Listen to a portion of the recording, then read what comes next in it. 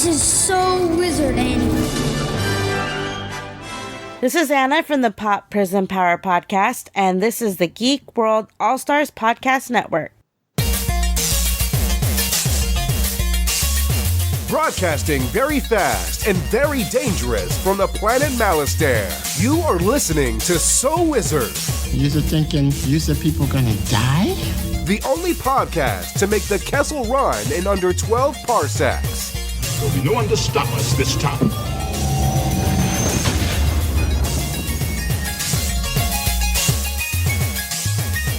What's going on, everybody? It is time for episode number 263 of the So Wizard podcast. I'm your host, Joey DiCarlo. My co-hosts are the queen of all nerds, Aubrey Litchfield. Hey! Oh, there's not more to it? I was waiting for the rest. No. Okay. All right, hey. And the expert, Mr. Marquis Marcellus Reagans. Hello there. You are listening to So Wizard Podcast. Three friends discuss the world of nerd, podcasting weekly on the Geek World All-Stars Podcast Network. This week, we are going to talk some nerdy news, including a new trailer for a movie with our favorite actress from Twilight, and a full review of the movie Scary Stories to Tell in the Dark. But before we get into all that, how's everyone doing this week? Marcellus, have you recovered from Terrificon? Yes, I have. I'm good. It's been a pretty crazy week. There's a lot of things that are happening soon, podcast-wise, so I've been keeping busy. Yes, there's so many plates spinning or balls in the air, or balls, whatever you want to call it. It's out of control, and it's a lot. It's a lot on your plate. I'm sure you're looking forward to resting at DragonCon. Yep, I'm going to have a nice, relaxing time between the minutes of 4:30 a.m. and 4:45 a.m. on Thursday at DragonCon. That's going to be my rest period. Yeah, the rest of the time, it's party. The best part will be when you come back from DragonCon. It'll take you about 3 weeks to recover to get. It'll be right time to go to New York. God, yes. God. Guess what happens after New York? I take a nap. You got about 3 weeks to recover, and then it's time for Rhode Island. Oh my God!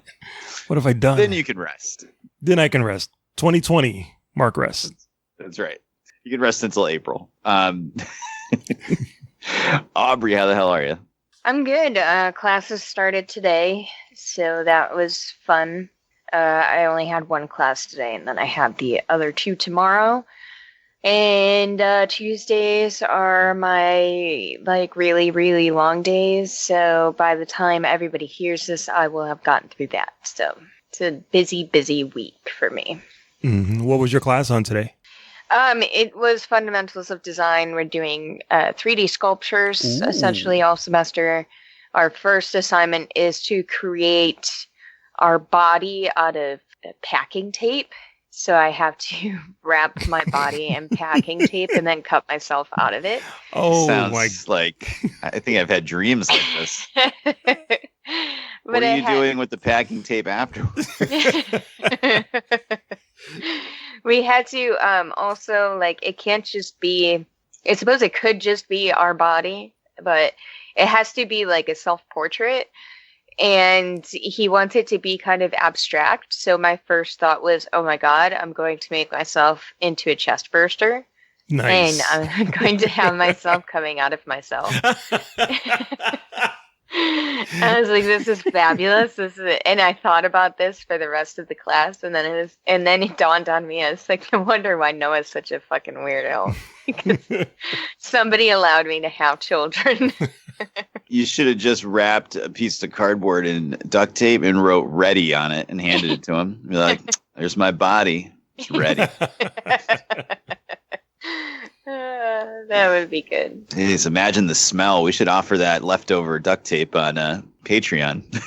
Yeah. Does somebody want to buy a packing tape version of myself? We are not going to open up that can of worms today, folks. Okay, we're going to put a pin in that right now. Josh is going to have a lot of fun with it because I need to wrap my entire torso with packing tape and then have him cut me out of it. So he's going to be like, maybe I should just leave you like this. He'll wrap it all up and be like, all right, bye. Have fun. Yeah, exactly. All right, Joey, how are you doing? I wish I had something extremely exciting to report, but I don't. I literally worked both jobs 6 p.m. to 6:30 a.m. Friday into Saturday. Didn't actually get to leave the job until like almost 8 because we were busy and got somebody on vacation. Did the same thing Saturday night into Sunday. Came home, slept for like an hour and a half, and went and worked at job number 2 from like 11 to 6:30 p.m. Then I went grocery shopping, and I finally came home and could sit down and relax last night. And then today I slept a little bit, but I had to go back to job number 1 for a meeting in the afternoon because God forbid there be a meeting for overnight people at a normal time for overnight people. And now I'm recording. So I literally have done nothing except work and sleep for like 4 days. That's tough, dude. That's real tough. Yeah, that's why I'm looking forward. I actually really looking forward to New York, not just because I'm looking forward to it for all the regular reasons, but because it's going to be like 6 days where I don't have to work. So I can just fucking enjoy myself running myself ragged instead of running myself ragged. But enough about us. Let's talk about us. Marcellus, where can the listeners find more So Wizard podcast? All right, so everybody can go to SoWizardPodcast.com where you will find new episodes every week. You'll find movie reviews from yours truly, Netflix and Amazon streaming picks from our buddy, the awesome Adam Mollyhawk. You'll also find our merchandise there. You can purchase some of our So Wizard t-shirts and look good while you're representing the show. Definitely take a look at the website. There should be some new designs up and some pretty cool ones if I do say so myself. Another great way to support our show is by doing your Amazon shopping through the link that we keep right on the website. There is an Amazon logo on the website. Click on that, do your Amazon shopping, get your Amazon products, and that way you'll be helping out our little podcast. You can also find our social media links there. We got Facebook, we got Twitter, Instagram. You can subscribe to us on Apple Podcasts. And while you're there, why don't you give us a 5-star review? You can also find us on a Stitcher Radio app for your tablet or smartphone, Podbean, Google Play Music, iHeartRadio, Spotify. We have a YouTube channel, videos going up pretty consistently. Adam Mollyhawk is definitely doing his thing on the video front. We also have a Patreon page if you want to donate and receive bonus content from us here at So Wizard. Definitely consider contributing. We are offering some really ridiculous things there. Shout out to the Geek World All-Stars Podcasting Network. Back to you, Joey.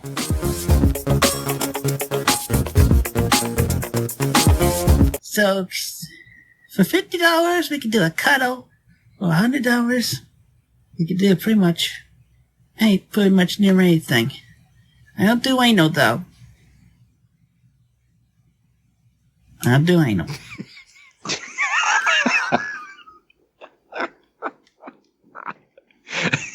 That will never not be funny.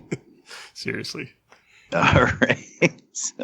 Well, we might not do anal, but one thing we do is talk about the nerdy news of the week. So, Marcellus, drop it like it's hot. What's going on in the world of nerd? Yo, pump it up. It's time for the news. Yo, we getting ready to bring you the news, boy. All right. So this week in nerdy news, a couple of somewhat big things happened this week. They announced, after plenty of rumors, plenty of false starts, is it going to happen? Is it not going to happen? We finally have an official word that yes, there will be a Obi-Wan Kenobi TV show exclusively on Disney+. We're not getting the movie that they promised. We're not getting Obi-Wan, a Star Wars story. We're going to get some episodes on Disney+. This is the third Star Wars live-action TV show that they have going. That's going to be going into the new app after The Mandalorian and after the one starring Cassian and Kate Winslet. So this is the third one, and Ewan McGregor is most likely 99% sure he's coming back for Obi-Wan. So this is very exciting. They haven't done the official announcement yet. D23 is coming up, and I would imagine that's when they're going to really make the big announcement. But I'm excited. I mean, I'm already going to get Disney Plus anyway, but shit. Ewan McGregor's Obi-Wan? Hell yeah. I'm ready for it. What do you guys think of this TV show now that it's officially going to happen? Let's start with Aubrey. I mean, that's cool. I would like to see his backstory. I don't know how they're going to keep going with it, but I guess we'll see how it goes. I think it's going to open up a whole nother like envelope of Star Wars characters that we get to see him interact with, because you only see him as like the young guy and the old guy. So this would be really cool to get that middle ground and see like what else they can throw at him. I think it'd be dope. Joey, what about you, man? Oh, well, I'm just as excited as I was when it was a movie or a rumored TV show. It's good to see that it's finally officially happening. Disney Plus at this point, it's like, shut up and take my money. Like, just get it started. I'm actually going to be disappointed, I think. I don't know how you guys are feeling when Disney Plus drops. Like, all this stuff that's been announced isn't going to just be there right away. So I'm like, I want Disney Plus in my eyes, like, right now. But when I get it, I mean, they'll maybe have one TV show on it. Like, I'm not really looking forward to High School Musical : the musical : the series.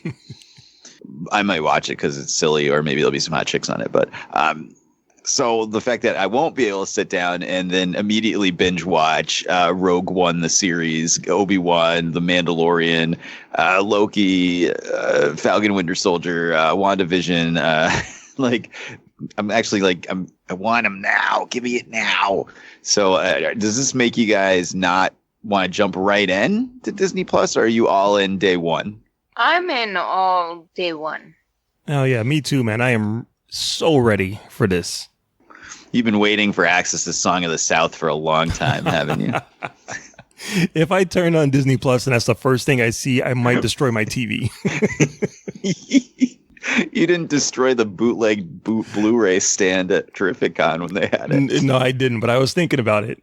Like, you know what it was is when you saw the full series bootleg version of Small Wonder, it like calmed you down. You're like, oh, whoa, Small Wonder.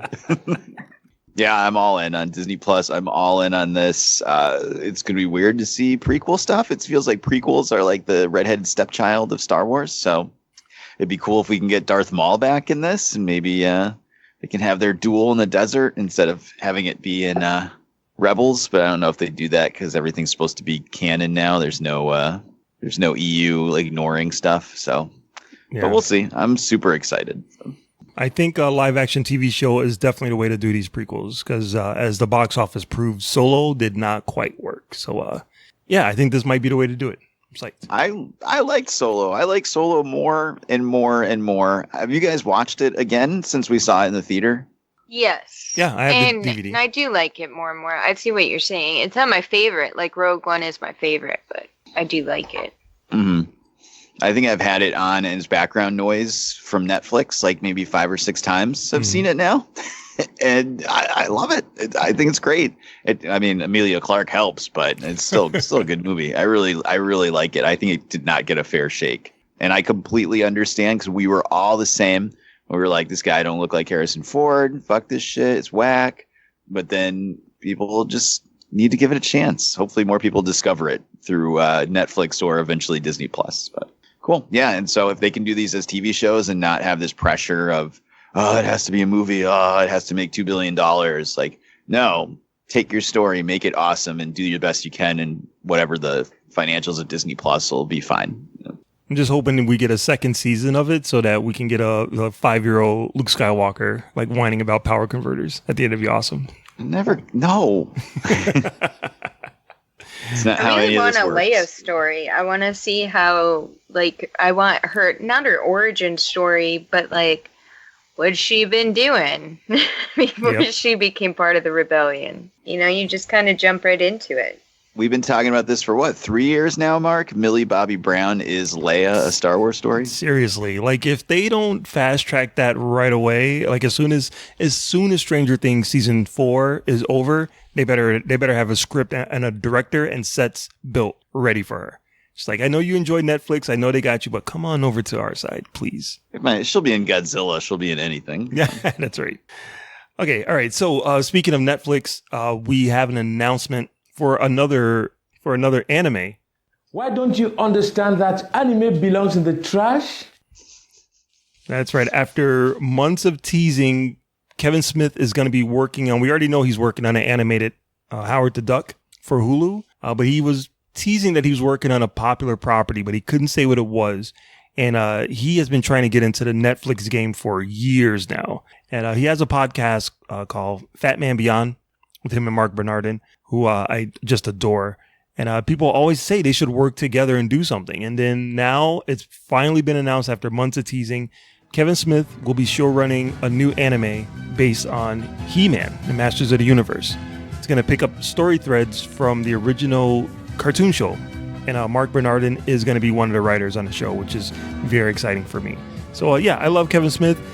I don't quite picture him as a He-Man fan, but them making an anime from the same studio that did the Castlevania series, that has my interest. So I'm very psyched for that. So what do you guys think of a new He-Man anime? Joey? Oh, my God. My body is ready. Let's go. Yeah, I'm super excited. You were a fan of the original cartoon? Oh my God, yeah. If you're like, see, you're a tiny bit older than me, Mark. So was it not as huge for you as it was for me? No, it was huge. Yeah, I distinctly remember when those toys came out. Like I remember the wave that happened of popularity when those toys came out. So yeah, I was definitely down with those. Okay, just making sure. Yeah, God, that was like an absolute fucking phenomenon for kids in that age group when it came out. That was right around my age, and I had tons of the toys. I watched the cartoon all the time. I saw the live action movie in the movie theater. I saw He-Man and She-Ra Secret of the Sword in the movie theater. I forgot about that. I fucking love He-Man. I'm super excited. It's the same animation studio that did Castlevania on Netflix, so it should look great. And Kevin Smith, it's not always my favorite creator, but I know no matter what project he does, his heart's always in the right place, regardless of if it actually comes out good or not. So I'm not worried about him ruining He-Man or doing anything bad with it. But, oh, God, I can't wait. I'm super excited. And I'm excited, especially if this is high quality, of a way to get my kids into He-Man, because the old Filmation cartoon, as much as I love it, it is hard to watch. Yeah. It is really bad. So, I mean, it's awesomely bad, but it is a tough watch. So I don't think Aubrey even cares about He-Man, to be quite honest. Yeah, I was going to say, Aubrey, before you were born, there was a cartoon show called Masters of the Universe. A guy in a loincloth. Me and Noah actually had a debate one day because he... I don't know. We had a debate where I love Thundercats. We watched Thundercats when we were growing up, and we used to borrow the VHSs all the time. And Noah has watched enough videos on He-Man where he knows about He-Man, so we had a debate on who would win in a fight, He-Man or Lion-O. And Noah says He-Man because he has the power, and I said Lion-O because he has the sight beyond sights and the Sword of Omens. So I think he's going to be most excited about a new He-Man anime. He kind of likes the old vintage stuff. He calls it the original, and the old school, he calls it old school. So I will be watching it because I'm sure he's going to want to watch it. I can't say that I'm like overly excited about it, but I know I'm going to be watching it. That's fantastic. It's fantastic. Have you watched any of the new She-Ra cartoon that came on? I watched a little bit of it, but I didn't watch too much, honestly. Yeah, one of my first questions was the new He-Man going to be attached to the new She-Ra? And I don't think it is. I'm pretty sure the new He-Man is going to be a much more, not serious, but not as youth geared as the She-Ra cartoon. Joey, you have any insight on that? Yeah, they're supposedly not going to be connected. I watched maybe about most of season 1 of the new She-Ra. Yeah, and it's okay.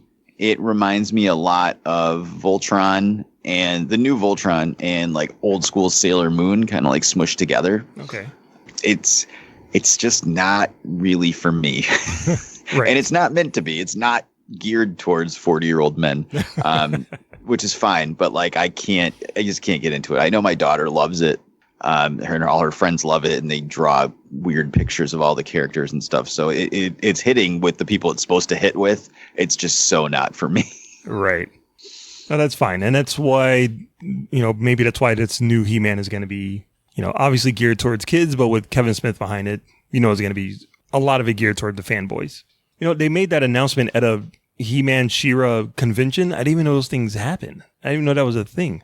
Oh, PowerCon? Yeah, I've always yeah. wanted to go to that, but it's usually across the country, and it's just not worth the money to me to fly to California for just about anything. So, yeah, I thought that was pretty cool. All right, so we got a new trailer that dropped this week. It's I'm not 100% sure if we're gonna get Aubrey to go see this movie based on the looks, but it's called Underwater. And it stars our favorite Twilight actress, Anna Kendrick. Kristen Stewart. Anna Kendrick is my favorite. But yeah, it looks like looks like Aliens, but underwater. It's got Vincent Cassel in it, who is awesome, and it's got Jessica Henwick in it, using her straight up British accent, which is like yes, right. As soon as I saw her, I'm like I'm there. Everyone's favorite waifu status X-wing pilot. My panties were dropping. Yeah. But yeah, it's a crew that's in a underwater base. It gets attacked or it gets damaged, and they have to walk to the space station underwater, 7 miles underwater, and strange things are down there with them. So yeah, I kind of like this trailer. I thought it looks pretty cool. Like I said, I'm going to be there day one. This is one of the leftovers from the 20th Century Fox buyout that Disney's going to be releasing. But yeah, I think it might be pretty cool. What do you guys think of it? Let's go back to you, Joey. Well, I'm confused how Kirsten Stewart doesn't get out immediately, because doesn't a piece of wood just float right up to the top? That's a low hanging fruit, dude. I knew you were going to say that. Yeah. No, this looks exactly like something I would go to see in the movie theater. It reminds me of something that Jen would be like, you have already seen this movie 30 times. Why do you have to go see it? Just go downstairs and get any DVD of like half the movies you own, and it's the same fucking thing. That's what she would be saying. I can hear her saying it, but yeah, it looks right up my alley. So I'm all in. I love these types of movies. Always chasing the dragon, like Marky Post of God, that's a deep cut for you. Always chasing the dragon of Aliens over and over and over again for like 40 years now. So. Let's do it. I'm all in. Jessica Henwick, fuck yeah. God, I don't think Aubrey's going to be able to see this. It looks kind of scary, but we'll see. So you did see Alien covered in shit, though. The only thing I am more scared about than bugs is deep water. Shit. So I watched this trailer and I was like, oh, hell no. If you put Kirsten Stewart in the water, is it still deep? There's things coming out of dark water. I can't. It's like, hell no. This is like my worst nightmare. All right, so we're gonna have to put this one to the side. We're gonna have to let Aubrey skip that episode. Who wants to be on?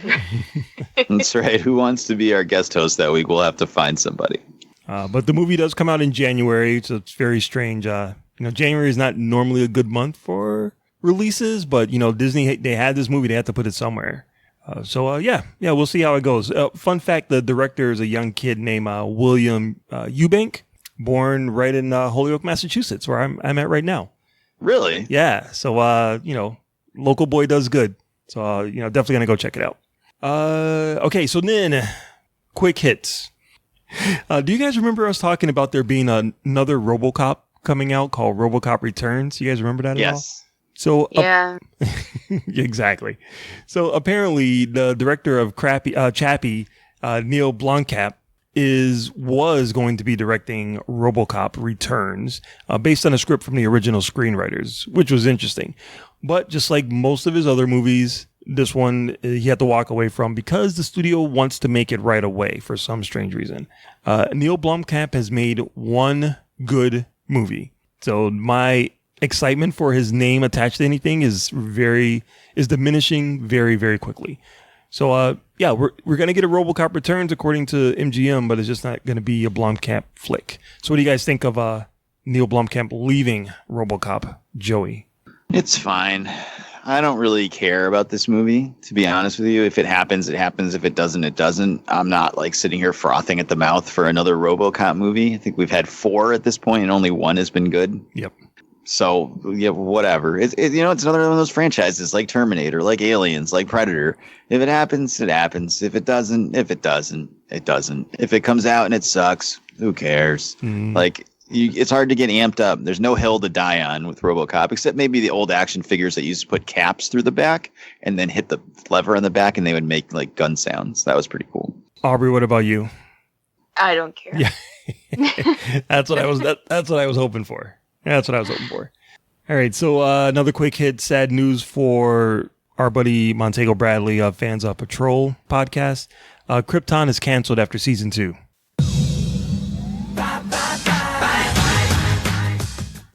He's the only person I know that's been banging that drum for Krypton. I couldn't give 2 shits about it, but then I saw an interview with the guy that played, he plays Jor-El's father. He's the main star of the show. And the guy is mad cool. He's a big geek. Like he would be doing what we're doing now. He would be on a weekly podcast talking about geeky shit. The only difference is he looks like Superman and he's an actor, but he's like a true geek at heart. So I watched season 1 because of his passion for it. And season 1 was decent. They had a really small budget. They had some good ideas. I thought it was pretty cool. I haven't checked out season 2, but it looks like there's not going to be a season 3. So were you guys at all familiar with the Krypton TV show? Is there anything that stood out to you at all that you might want to check out, Aubrey? No. I didn't even know it existed.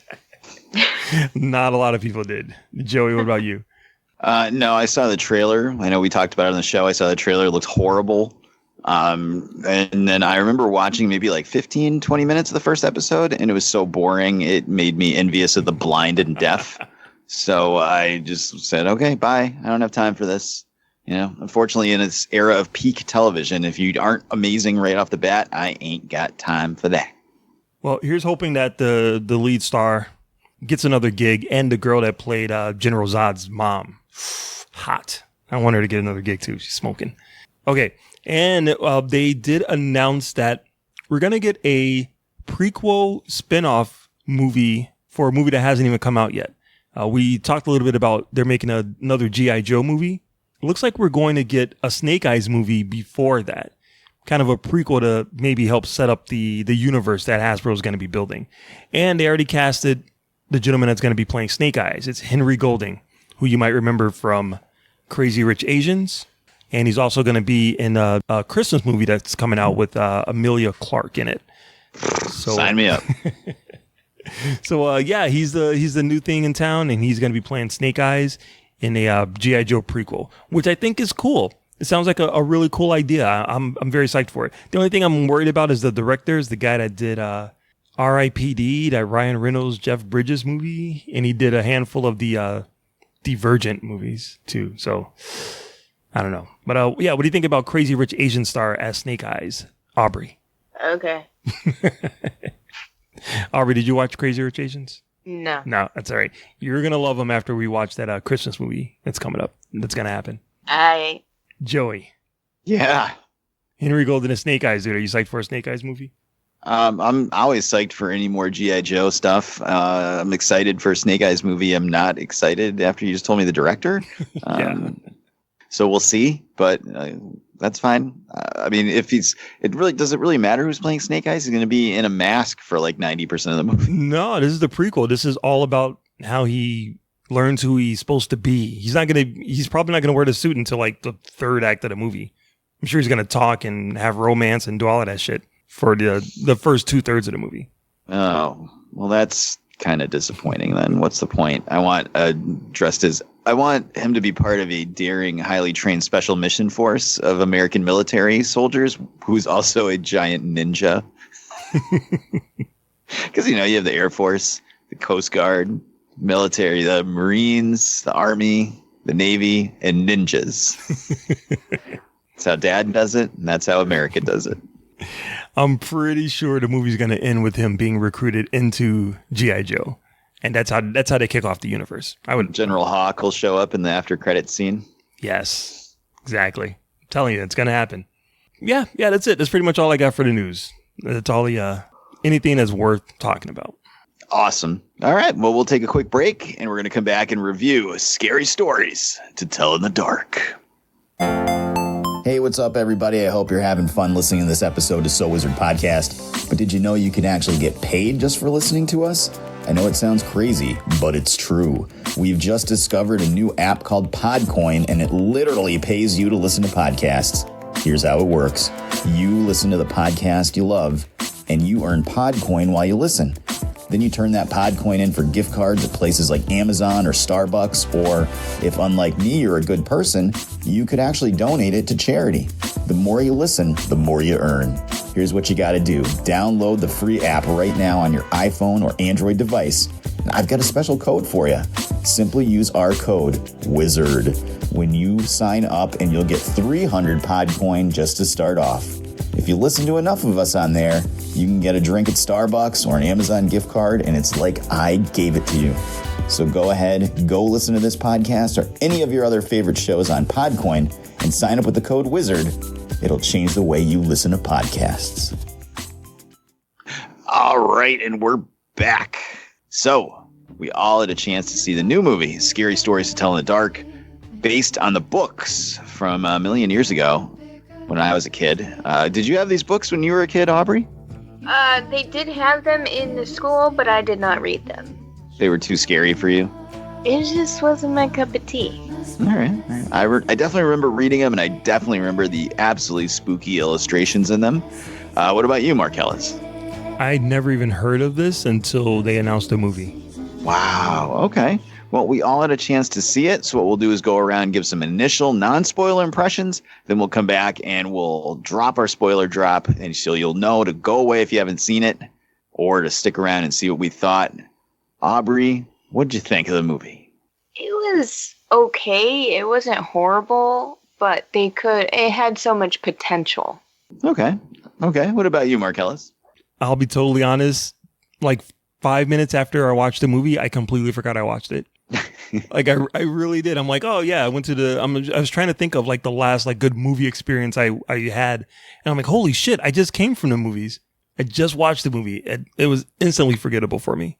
Wow. Okay. I'm honestly completely on board with Aubrey. I liked it. I didn't love it. I agree with Marcellus. I started forgetting about it almost immediately as walking like down the ramp to throw my popcorn away as I got out of the movie theater. And the things that worked really, really, really well. And the rest of it was kind of just like, oh, okay. And it felt like a big swing and a miss, but not in a bad way. But, you know, this wasn't like fucking Hellboy or something. It just felt like, man, there was such potential here to be something really special, and it just did not knock it out of the park. So, yep. Any non-spoiler things you guys want to bring up, or should we just jump right into spoilers? I will say the performances were really, really good. Surprisingly, like it's like these kids are in a completely different movie, and the effects I thought were pretty cool. Yeah, I was just going to mention the majority of the monsters are all practical effects, and I thought that was awesome. The scarecrow guy in the field, the big weird smiley face women. Those are really scary looking. That was really, really well done. I really appreciated the practical effects on that shit. So yeah, it didn't look fake at all, which I thought was really cool and also kind of creepy. All right, Marcellus, drop the spoiler drop and let's get into it. Spoiler alert! I had seen the future and I had to prevent it. All right. So I guess we'll start with things that we liked about the movie. Mark, you said it was kind of forgetful, but what were some things that you enjoyed? I really enjoyed the performances. Like I said, I thought all of the actors, especially the main girl, Stella. I thought the girl that played Stella was really, really good. I thought like she was really emoting and bringing like a lot to the character, but I don't think the story that the character was in was worth all of that emotion. I liked her. I liked all of the kids. I liked Ramon, the wise ass kid that got swallowed up by the big smiley face. Chuck. Yeah. I liked him. And I liked the kid that ate the toe, Augie. I thought he was pretty cool too. But yeah, there's something about the story that didn't quite gel, but their performances, the beginning of the movie, The whole opening set piece of the movie, I was totally in. I was completely into that world. It looks really cool. I just could not get on board with the story until the third act. The third act is when I finally got connected to it. What about you, Aubrey? I agree with Mark. I like all of their performances. I think that they did really great. There was just something missing from the story. I felt like it had the potential to be more than it was, and it just kind of fell flat and is kind of forgettable. And there's nothing that's like crazy amazing about it. They did a really great job with the special effects. They did a really great job making those look real rather than, how sometimes CG looks super fake. It didn't look that way with these. The jangly man was really creepy, and they did a great job at incorporating those. It's just something fell flat. Right. Let me ask you guys this. Would you have thought the movie was more memorable, or maybe it had that extra oomph for you, Aubrey, if instead of having an overarching story, it was just vignettes of the different scary stories and not having to have tying together storyline? I don't know if it would have made sense if it didn't have a tying together storyline, because it just kind of would have been an action movie but with scary things, and that's boring for me. I don't know what it was missing. It just kind of, I don't know. Yeah. Maybe it would have been more interesting if we found out that her mom was swallowed by the scary stories or something. I don't know. Yeah, I was going to say, I hear what you're saying, Joey. I think if they did it that way, if they did it as little vignettes, it would have been a lot easier to be like, okay, vignette number 2 was cool. Vignette number 3 was boring. You know what I mean? It would have made it uneven. So I like the fact that they kind of gave it an overarching story to cover all of it. That I thought was cool. And then, because it gives you that suspense of seeing the book being written in blood, which I thought was a really cool effect. Cool. Yeah. I'm kind of in agreement with both of you guys on this. Same boat. I really liked the monsters and like when the things were happening to them. I thought that was great. I liked the whole opening up of the movie with them going to the haunted house. I liked them finding the book. I don't know what, I agree with you, Aubrey. I don't know what was missing, but I feel like something was missing somewhere in that second 2/3 of the movie once they've got the book, in between the happenings from the book, that like made me be like, oh, okay, whatever. I was surprised that the jangly man was partially practical as well. So Jesus, there was actually really? There was a contortionist that played him. Wow. It wasn't all CGI. That was probably the only monster that I thought looked kind of stupid, and that was just from the CG of it. But yeah, a lot of that was practical. So that's amazing. I would have thought for sure that whole thing was practical. I mean, the whole thing was CGI. It makes it creepier. Yeah. What was your guys' favorite scene in the movie? Because I'll just go first. And I loved when Chuck was stuck in the hospital, and then all the lights went off and went red, and he kept turning and seeing the woman, the weird face. Mm-hmm. And she was like far away, and then he turned and she was a little closer and a little closer and a little closer and a little closer. I thought that was great. That was really, really scary. How about you, Aubrey? I also agree that was the creepiest part for me too, and it was also the most well done, in my opinion. The creepiest part, I have two favorite parts of this movie. The part where Chuck is in the closet at the beginning of the movie, and a door kind of opens up and he sees like the old lady and that fucking Doberman picture just staring at him. And so he closes the door. Like, that creeped me out because I was like, what the fuck is going to happen when he opens up the door again? So that I was definitely hoping for more of that. And the other one was the third act. Like, once Stella gets involved into the story and she's like trapped like in the past in a way, and Ramon is kind of going in the same house going along his story, but they're both kind of connected but separated by time, that I was like completely enthralled with. I was like, yes, finally there's something in this movie that's cool and I'm ready for it. But the main issue with this movie, to go back to what you guys were saying before, it's the pacing. There's a way that they're trying to build suspense in those first two acts, and it's just boring. Like, it doesn't get suspenseful. It just kind of stops cold. And this movie needs to ramp up. It needs to get more exciting as the movie goes on. And it doesn't. It just kind of stays in neutral until the third act. Mm-hmm. All right. Well, in that vein, what didn't you like about the movie, Mark Ellis? I didn't like the cop, the guy that played the cop. Actually, he's a good actor, but I didn't like his character at all. And I think it's kind of, spoilers for the end, that there's like kids that are missing and a dead cop. And this little girl is just walking. She gets to walk free and write stories. Like, no one questions that there's a dead police officer in the building. Like, no one came back for that. So, his story. And if you're the cop of a town and you know this girl by her name, you know her dad, why would you let her call her father? Like, why wouldn't you call her father? Like, hey, I got your daughter down here. Some weird shit's going on. You better come get her. Like, why would you let her do that? That part of it, I'm just like, I don't like it threw me out of the movie. I don't like that whole character beat at all. Okay. Anything else, or was it just that one scene? Yeah, that's just that one scene. Okay. How about you, Albert? I thought that guy was kind of a dick, and it was a little annoying. I didn't like Tommy in the beginning because I couldn't tell whether he was drunk or on drugs, and then they tell us that he's drunk. And I don't know, that just kind of didn't work for me, and it wasn't really that good. I feel like, on Mark's point too, like, there is a dead cop, nobody questions it. There's a bunch of missing kids, nobody questions it. Somehow, like, Stella just continues to carry on with her life, and it's no big deal.